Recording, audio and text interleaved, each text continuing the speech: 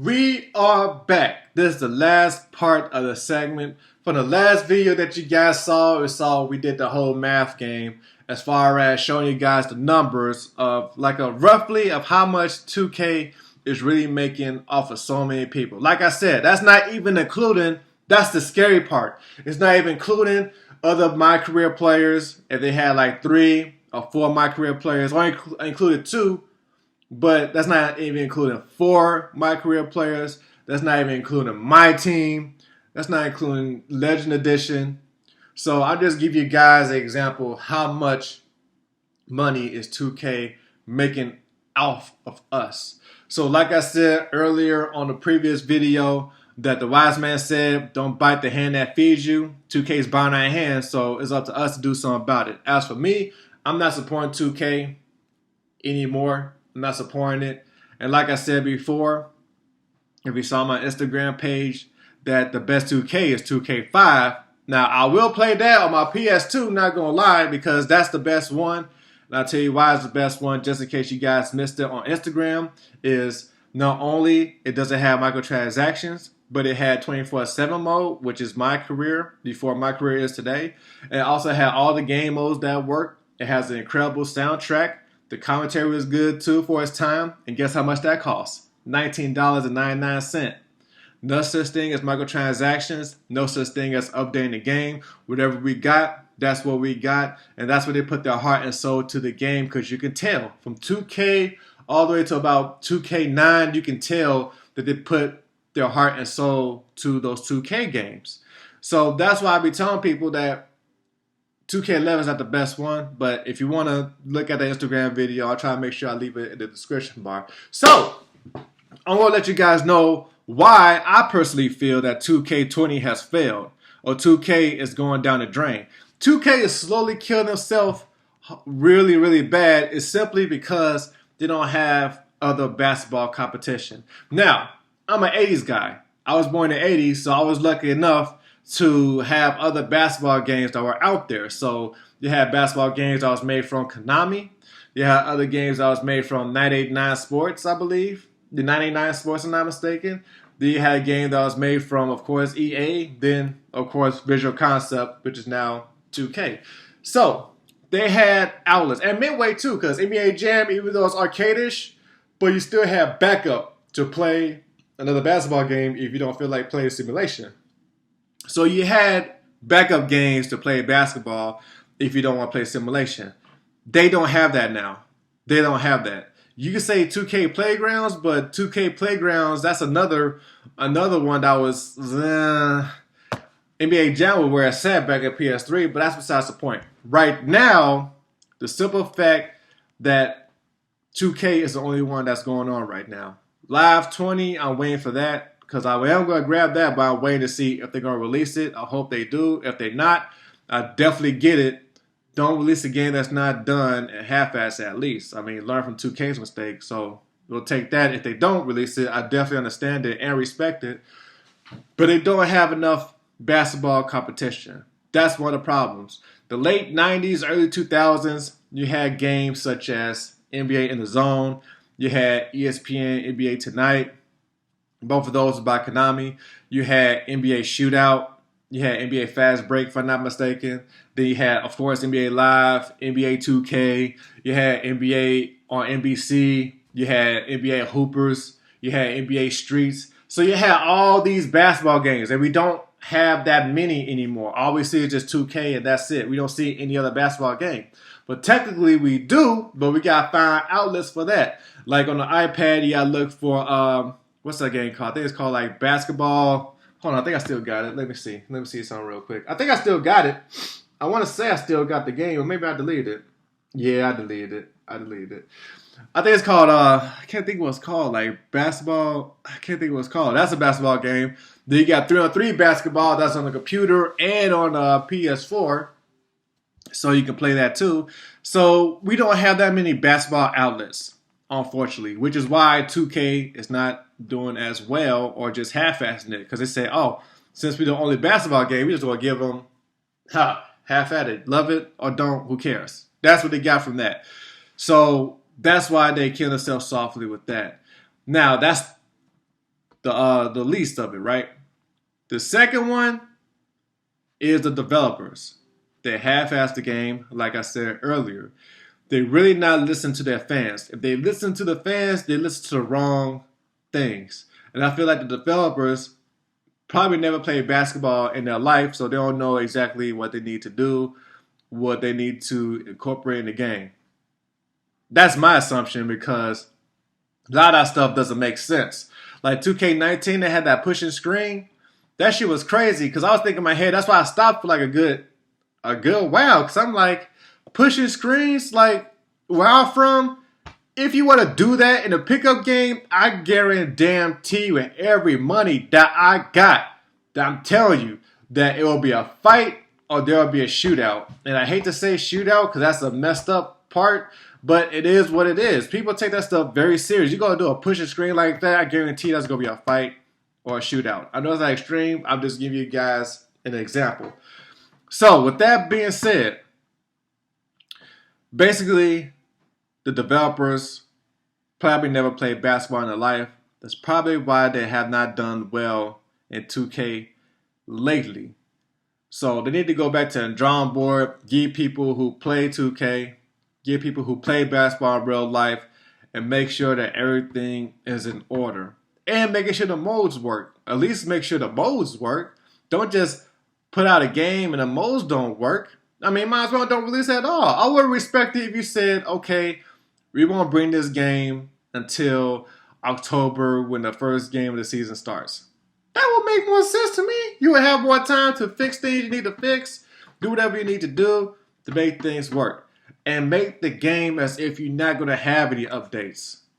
If you are going to have an update, it's got to be a huge update. I'm talking about some like how Tekken 7 or Street Fighter do, even though Street Fighter 5 is not that great. But at least when they're making an update, it's a huge update. Like, okay, we have a new characters and this, and this. Or Season 2, Season 3, this and this and this. If 2K does that, they might be fine. But are they going to do that anytime soon? No, because they are money hungry bums. And like I said earlier, this is how much that they make. 3 million off us right now. So with that being said, that's what's going on with that. Now, the last but not least, and the top of the line of why 2K is horrible is the community. The community sucks major bad. What I mean by that is that people, they don't use their head. What I mean by that is that they think that you have to play perfect every single game. They don't believe they never make mistakes. They believe they can make every shot known to man, but they never believe in having bad days at the office though. So if you play bad, then you trash off of one game. That makes zero sense to me. That used to piss me off a little bit because I'm like, how you gonna call someone trash after one game? Like, I can see if you played 5 games straight together and I'm not doing well at all. I'm making like dumb mistakes that I shouldn't be making or whatever. Now, that would make more sense if you call me trash. I'm like, okay, I'm trash for a day. It is what it is. But you don't call me trash after one game though? But last night and a couple hours beforehand, I was hooping my ass off. But then when I come back, I didn't do good. Okay, so I'm trash off of one game? That's... People's thinking is horrible. YouTube and Twitch users have a lot to blame for that. Simply because they put people in this mindset saying like, oh, if they don't play perfect after one game, if they miss 2 or 3 shots and they're wide open, then they trash. Huh. Okay, so that's how we think now. So if I miss wide open shots, and it's not like I'm trying to miss wide open shots, I'm just not making them today, but yeah, I'm trash. It's not just me at all, because I know I'm not trash, and I'm also not the best, but I know I'm decent enough to have a lot of teammates on my friends list that want to hoop with me. But unfortunately now that you know 2K is bad, when you look at my friends list, you don't see 2K20. You might see 2 or 3 people playing the game. But all the people I have on my friends list, you see them play something totally That's not 2K. I'm telling you, 2K, you might have to get something together. But as far as the community goes, they being unrealistic. They being unrealistic, saying that you have to hit all the threes in the world. You have to have the best dribbling package.